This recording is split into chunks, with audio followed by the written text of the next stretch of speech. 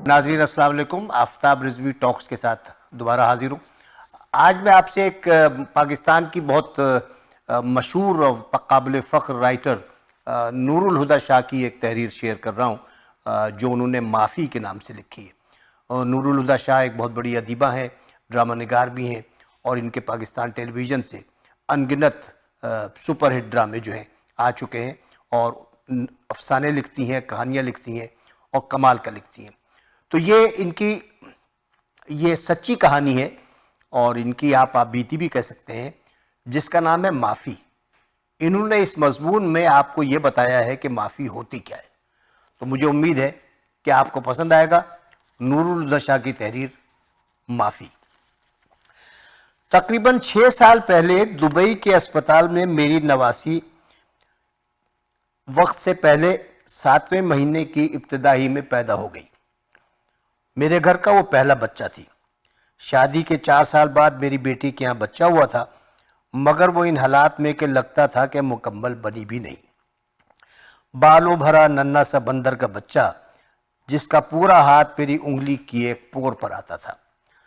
जिंदा रहेगी या नहीं, जिंदा रहेगी तो नॉर्मल होगी या नहीं, इन सवालों का जवाब डॉक्टर्स के पास भी नहीं था, सिवाय इसके इस जवाब के कि सब अल्लाह के इख्तियार में है। हर रोज़ डॉक्टर बताते कि बस अब ख़त्म हुआ चाहती है, फ़ौरन पहुँचो। भागे भागे पहुँचते, फिर कुछ सांसें लेना शुरू करती तो एक उम्मीद के साथ घर लौटते, मगर अगले दिन उम्मीद फिर दम तोड़ देती। कभी ब्लड प्रेशर हाई और कभी लो। हाई भी इतना कि हाथों पैरों की उंगलियां नीली पड़ जाती। पूछने पर बताया जाता कि अगर ब्लड सर्कुलेशन नॉर्मल हो गई तो ये ठीक हो जाएगी, वरना जिस्म का नाकारा हिस्सा बन जाएगी। इसी तरह कभी शुगर लेवल हाई और कभी लो हो जाता। वेंट पर बेदम पड़ी बच्ची ने हमारी सांसें फुला दी। कभी दिमाग का टेस्ट बताता कि दिमागी तौर पर नॉर्मल ना होगी, कभी दिल में सुराख मिलता, कभी आंखों का मुआयना सामने आ जाता। ऊपर से खर्चा इतना कि 3 लाख दिरहम 15 दिन का बिल बन गया। मेरा हाल यह था कि मेरे सामने अपनी बेटी के भी आंसू थे और इसके बच्चे की नामुमकिन जिंदगी भी। थक कर चूर हो गई। एक बार तो डॉक्टर को भी कह दिया कि इसको बचाने की कोशिश ना करे, बच भी गई तो पता नहीं किस हाल में होगी। डॉक्टर ने कहा, आप कौन होती हैं जिंदगी छीनने का फैसला करने वाली। इन्हीं हालात में एक दिन नमाज में खड़े में रो दी। अल्लाह को बेबसी से मुखातिब करके कहा कि या अल्लाह, मुझसे ऐसा क्या गुनाह हो गया कि जिसकी ये सज़ा है।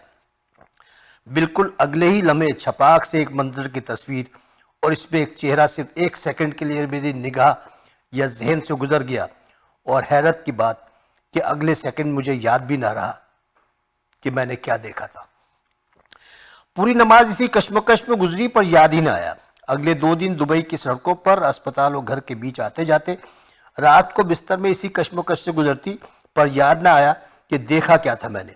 अपने जितने भी गुनाहों और खताओं की फहरिस्त मेरे जहन में थी, इन्हें गिनती रही, मगर किसी से इस मंजर का निशान नहीं मिल रहा था। 2 दिन बाद अचानक याद आया कि वो क्या मंजर और चेहरा था। 15 बरस पुराना वाकया मुझे कभी भी याद ना आया था। मेरी एक बहुत ही करीबी रिश्तेदार लड़की शौहर और हालात के हाथों सताई हुई 2 बच्चों को साथ लेकर छोटे से टाउन हैदराबाद शिफ्ट हुई थी कि इसका तो मुस्तकबिल तारीख था ही, पर किसी तरह बच्चों का मुस्तकबिल संवर जाए। इसकी बेटी को मैंने हैदराबाद के बहुत ही अच्छे स्कूल में दाखिला करवाया। इसे बच्चों समेत तब तक अपने घर में रखा जब तक इनकी रिहाइश गाह का बंदोबस्त ना हुआ। इसी दौरान इसकी बेटी का 9वीं क्लास का बोर्ड का इम्तिहान भी हुआ और वो बच्ची A ग्रेड लेकर पास हो गई। रिजल्ट के अगले दिन वो बच्ची रोती हुई स्कूल से लौटी। पता चला कि क्लास टीचर मिस हबीबुन्निसा ने इसे पूरी क्लास के सामने जलील करके कहा है, तुम इतने नंबर लेने वाली नहीं हो, किससे सिफारिश करवाई है। भरी क्लास में इस बेइज्जती पर वो बच्ची रो पड़ी। बच्ची की हालत देखकर माँ भी रो रही थी और ऊपर से बच्ची ने कह दिया कि अब वो कभी स्कूल नहीं जाएगी। मैं हमेशा से मजलूम के हक के लिए लड़ने मरने पर तुल जाने वाली हूँ। इस तरह के झगड़ों में खुदाई फौजदार की तरह कूद पड़ने की आदत रही है मेरी। फौरन गाड़ी निकाली और पहुंच गई स्कूल। हैदराबाद के अक्सर लोग मुझे पहचानते थे। मैं सीधी प्रिंसिपल के ऑफिस में गई और हंगामा मचा दिया। ایک بچی اپنی محنت سے بڑھی ہے، ایک چھوٹے سے ٹاؤن سے مستقبل بنانے آئی ہے اور حالات کی وجہ سے پہلے ہی سہمی ہوئی ہے۔ اس طرح ٹیچر حبیب النساء نے پوری کلاس کے سامنے بے عزتی کی ہے۔ میرے ہنگامے پر مس حبیب النساء کو حاضر کیا گیا۔ سادہ سی خاتون مگر چہرے پر ٹھہراؤ، کہنے لگی ہاں میں نے کہا ہے، کیونکہ مجھے وہ بچی اتنی ہوشیار نہیں لگتی جتنے نمبر اس نے لیے ہیں۔ یقیناً سفارش کی ہے، کاپی کی ہے۔ مجھے پتا تھا کہ وہ بچی بیچاری سفارش کرانے کی طاقت نہیں رکھتی، نہ ہی اپنی سہمی ہوئی شخصیت کی وجہ سے کاپی کرنے کی صلاحیت رکھتی ہے۔ رٹے مار کر اس نے امتحان دیا اور اتفاق سے وہی سوال آ گئے جو اسے یاد تھے۔ میں مس حبیب النساء پر برس پڑی، یہ کہاں کا انصاف ہے؟ آپ سے چھوٹے شہر کی بچی کو دیکھ کر اسے کمتر قرار دے رہی ہیں اور اس کا مستقبل برباد کر رہی ہیں۔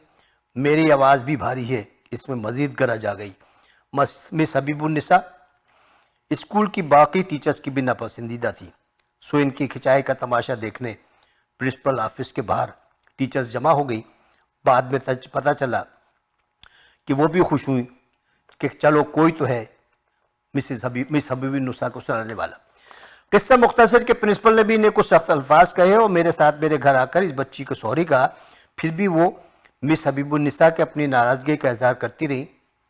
یوں یہ معاملہ ختم ہو گیا۔ یہ نیتاً میری ایک نیکی تھی، ایک مظلوم ماں اور اس کی بچی کی مدد۔ اس کے بعد برسوں میں اس فیملی کو اور بھی کئی مسائل حل کرتے ہوئے اور دکھ سکھ بانٹتے ہوئے یہ واقعہ میرے ذہن سے نکل گیا، یہاں تک کہ بعد میں جب خود زندگی کی ایک بہت بڑی آزمائش سے گزری اور اسی فیملی نے میرے ساتھ برا رویہ رکھا تو بھی وہ بات ماضی میں ان پر احسان کے طور پر یاد نہ رہی، جس طرح انسان اپنے ساتھ برا کرنے والوں پر کیے گئے احسانات کو فطری طور پر یاد رکھتا ہے۔ دبئی میں جب سسک کر کے میں نے اللہ تعالیٰ کو کہا کہ مجھ سے ایسی کیا غلطی ہو گئی جس کی سزا مجھ پر اولاد کی تکلیف کی صورت میں آئی ہے، جواب میں وہ حیات اسکول کی پرنسپل کے آفس کے اس منظر کی ایک سیکنڈ کی تصویر اور مس حبیب النساء کا چہرہ آیا۔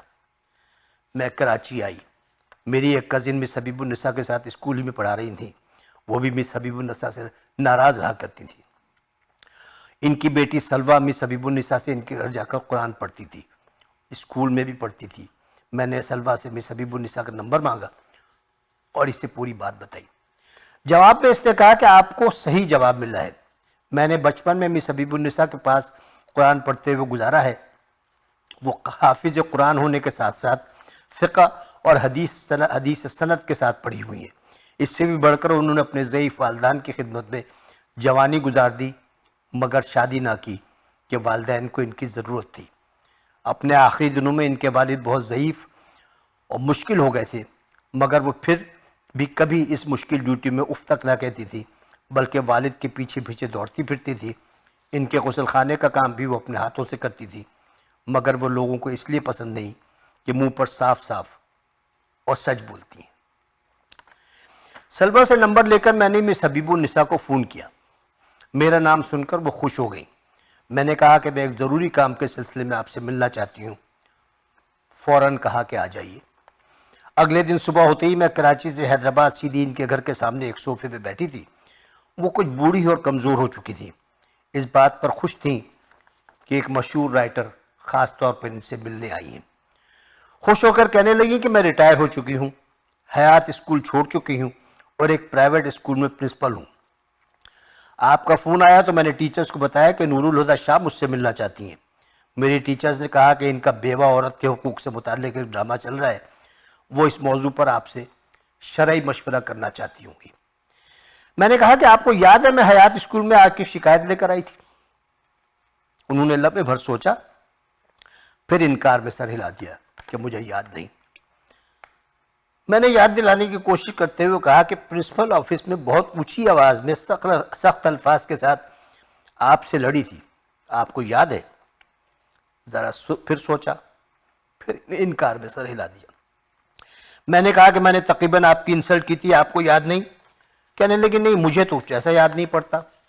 قریب ہی بیٹھے ہوئے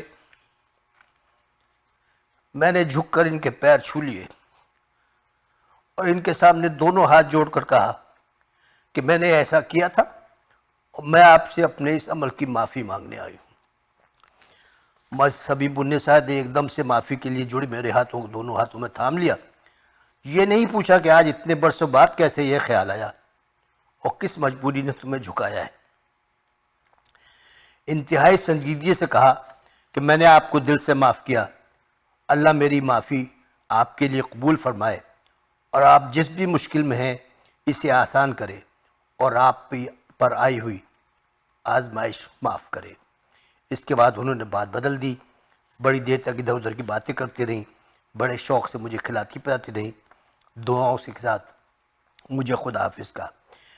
1.5 گھنٹے کی ملاقات میں انہوں نے بات کا رخ اس طرح پا نہیں دیا کہ میں اپنی مجبوری کی اصل کہانی ان کو سناتی. چند دنوں بعد واپس دبئی لوٹ گئی جہاں انکوبیٹر میں ننھی سی جان میں ہماری جان پھنسی ہوئی تھی. میری وہ نواسی اس سال ستمبر میں 6 سال کی ہو جائے گی. ماشاءاللہ بہت ہی شرارتی ہے, بہت ہی ذہین اور باتونی. گھنگر جانے بالوں اور بڑی بڑی آنکھوں کے ساتھ بالکل گڑیا سی لگتی ہے. اللہ نے اسے ہر عیب سے بچا لیا.